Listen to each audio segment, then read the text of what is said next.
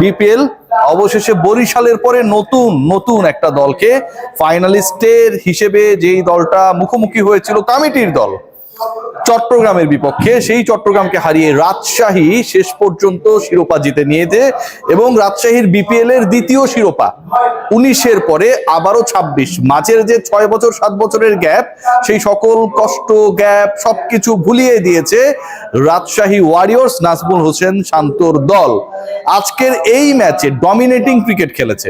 আজকের এই ম্যাচে শান্তর ক্যাপ্টেন্সি অনেক বেশি মহিমান্বিত করেছে যে এই ক্রিকেটারটার মধ্যেও টি20তে শান্ত চলে না টাইপের বক্তব্য যারা বিভিন্ন সময় ক্রিয়েট করেন, এমন কিছু প্রতিভা রয়েছে, এমন কিছু ক্যাপ্টেন্সি ম্যাটেরিয়ালস রয়েছে যেগুলো আসলে ম্যাচের মোড় ঘুরিয়ে দিতে অনেক বেশি ইমপ্রেসিভ রোল প্লে করে। তবে আজকের এই ম্যাচটায় সবচেয়ে বেশি আলোচনায় থাকবেন আমার কাছে মনে হয় তানজিদ হাসান তামিম। বিপিএল এর ফাইনালে সবাই যে জিনিসটা দেখতে চায় সেটা হচ্ছে অনেকটা ওয়ার্ল্ড কাপ ফাইনালে হ্যাটট্রিকের মতো। কিলিয়ান এমবাপ্পে হ্যাটট্রিক করেছিলেন সবশেষ বিশ্বকাপে ফ্রান্সের হয়ে আর্জেন্টিনার বিপক্ষে, শেষ পর্যন্ত ফ্রান্স জিততে পারে নাই।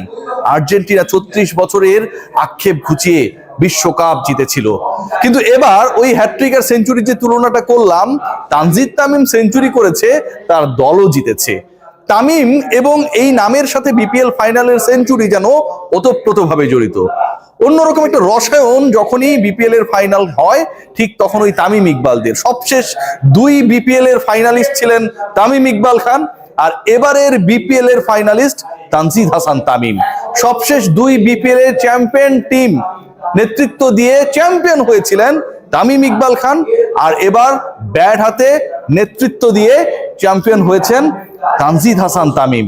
যেই শতকটা তিনি হাঁকিয়েছেন, বাংলাদেশিদের মধ্যে বিপিএল এর ফাইনালে শতক হাঁকানোর একমাত্র এই তামিমের এই শতকের আগে একমাত্র দৃষ্টান্তটাও ওই তামিম ইকবাল খানের। অসাধারণ। মানে আজকের এই ম্যাচে তানজিদ হাসান তামিমের ব্যাট, তানজিম হাসান তামিমের নক, 174 রানের যে স্কোরটা রাজশাহী করেছে 4 উইকেটের বিনিময়ে, আমার কাছে মনে হয় যে সবচেয়ে বড় রোল প্লে করেছে। 62 বলে 100 রান, বাকিরা মিলে যারা ব্যাট করেছে সবার অবদান হচ্ছে 70-এর কাছাকাছি, কিছু রান ছিল এক্সট্রা। এই ম্যাচটাকে কেন্দ্র করে আলোচনা করতে গেলে কয়েকটা পার্ট থাকে। ফাইনালের চ্যাম্পিয়নশিপ নিয়ে আলোচনা করতে গেলে কয়েকটা পার্ট থেকে যে আলোচনা কেউ করবে না, আমি করছি। প্রথম কথা যেটা বলতে হয় সেটা হচ্ছে আমার অতি প্রিয় মানুষ, আমি ওনাকে বলি, আপনি বিশাল পাকনা একটা লোক, হান্নান সরকার। হান্নান ভাই আমার কন্টেন্ট লাইক করে না, দেখেও না।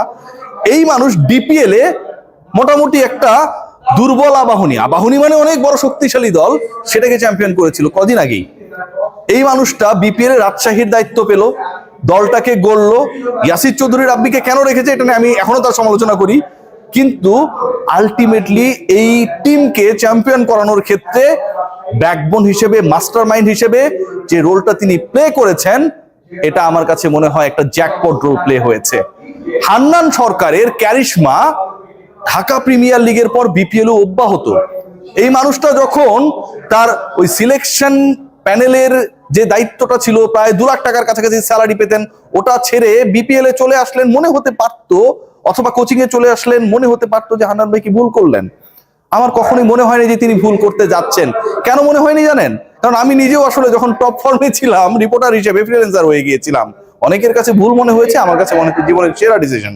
হান্নান ভাই তার কোচিং মেধাকে কাজে লাগিয়ে এই দলটাকে এমন ভাবে গড়েছে, ফাইনালি দলটাকে চ্যাম্পিয়ন করেছে। চ্যাম্পিয়ন হওয়ার আলোচনায় রাজশাহী যতটুকু ছিল তার থেকে অনেক বেশি রংপুর ছিল, রাজশাহী যতটুকু ছিল তার থেকে অনেক বেশি একটা সময় সিলেটও ছিল, ক্রিস ওকসের মতো ক্রিকেটারকে নিয়ে এসেছে। কিন্তু আজকে আমার কাছে মনে হয় যে হান্নান এবং শান্তর রসায়ন আলটিমেটলি পদ্মাপাড়ের দলটাকে চ্যাম্পিয়ন করতে বিশাল রোল প্লে করেছে। তানজিদ তামিমের কথা বলছিলাম, আজকের এই ম্যাচে তানজিদ তামিমের কথা যতবার বলতে হয়, যতবার তামিম ইকবালের সাথে তুলনা করতে হয়, ওই ক্যালকুলেটিভ হিসাবগুলো আমি করতে চাই না। অমুক বলে অমুক, তমুক বলে তমুক, এত রান এত উইকেট পেয়েছে, এইসব আলোচনা রিয়াসাত আজিম কম করে।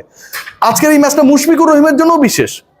সবশেষ 2 বিপিএল এ মুশফিকুর রহিম, যেই তিনি টানা 2 বার চ্যাম্পিয়ন হলেন বরিশালের হয়ে, ওই তামিম ইকবালের দলের হয়ে, এবার মুশফিক চ্যাম্পিয়ন হলেন রাজশাহীর হয়ে। বগুড়ার ছেলে মুশফিকের এই রাজশাহীর হয়ে যে চ্যাম্পিয়নশিপ আজকে, সেটা আরো একটা জিনিস মনে করিয়ে দেয়, আগামীর বিপিএল আপনারা যারা দল গড়বেন, যেই মুশফিককে ব্রাত্য মনে করা হতো, যেই মুশফিককে মনে করা হয়েছিল এবারের বিপিএল এ প্রথম ফেজ শেষে নিলামের আনসোল থেকে যাবেন 35 লাখ টাকার মুশফিক, আমার কাছে মনে হয় সবচেয়ে বড় লাকি চার্ম। তিনি যেই দলে থাকেন এন্ড অফ দ্য ডে সেই দল চ্যাম্পিয়ন হয়। এবং মুশফিক বিপিএলটাতে খুব খারাপ খেলেছেন তাও না, সবচেয়ে 2-3 ম্যাচ ভালো করতে পারেন নাই ঠিকই, বাট মুশফিকের যে আজকে এক্সপেরিয়েন্স, রান আউট করার ক্ষেত্রে কিপারের যে ক্ষিপ্রতা, প্রত্যেকটা জায়গায় the way he played his role tremendous.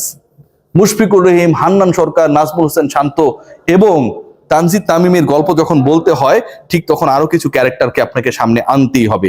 খেয়াল করে দেখুন, টার্গেটটা ছিল 175 রানের এবং সেই 175 রান কমিটির টিম, যেই চট্টগ্রাম রয়্যালসকে কেউ কোনো হিসাবের মধ্যেই ধরে নাই এবারের বিপিএল খারাপ করবে, তারা ফাইনালিস্ট।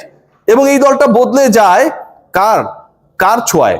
আমার কাছে মনে হয় যে এই দল বদলানোর ক্ষেত্রে সবচেয়ে বড় রোল প্লে করেছেন বিহাইন্ড দ্য সিন যারা কাজ করেছেন। শাহরিয়ার নাফিস ইকবালরা যে রোলটা প্লে করেছেন, দলটাকে যেভাবে গড়েছেন, ইন্সপায়ার করেছেন এবং ফাইনালি পারফরমেন্স করানোর ক্ষেত্রে একটা বড় রোল প্লে করেছেন। বাবুল ভাইয়ের এখানে একটা ভূমিকা ছিল, এটা অবিস্মরণীয়। সেই দল আজকে পারে নাই কেন? পারে নাই হচ্ছে ওই যে আমরা যদি খেয়াল করে দেখি, প্রথমে একটা নাম রয়েছে Binura Fernando, 3 over 9 run 4 wicket নিয়েছেন। প্রথম 2 উইকেট 18 রানের মধ্যে যখন তিনি নিয়ে নিলেন এবং সেই 2 উইকেটে 2 batter Mohammad Naim in form bowled হয়ে চলে গেলেন। Mahmudul Hasan Joy top order number 3, তিনিও যখন তানজিদ হাসানের হাতে ক্যাচ বা তালুবন্দি হয়ে আউট হয়ে গেলেন, ঠিক তখন ওই মাজাটা, পাওয়ার প্লেতে মাজাটা ভেঙে গেল চট্টগ্রাম রয়্যালসের। তবে আমার কাছে মনে হয় মিডল ওভারে আজকের এই ম্যাচে আব্দুল গাফফার সাকলাইনের বোলিং, শেষে এসে হাসান মুরাদ আমার ইউনিভার্সিটির ছোট বোনের হাজব্যান্ড, এটা বলতেই হচ্ছে, হাসান মুরাদের বোলিং 4 ওভার 15 রান 3 উইকেট। ব্যক্তি জীবনেও তিনি কতটুকু কিপটা, এই খবরটা আমি নেওয়ার চেষ্টা করবো তার ওয়াইফের কাছ থেকে। 3.75 ইকোনমি এবং 3টা উইকেট, যেই সময়টায় মনে হচ্ছিল যে অনেক কিছু ঘুরে যেতে পারে, ম্যাচের পুরো সিনারিও চেঞ্জ হয়ে যেতে পারে। টি-20 ক্রিকেটের শেষ 5-6 ওভার 8 ওভার 9 ওভারে অনেক ঘটনা ঘটে।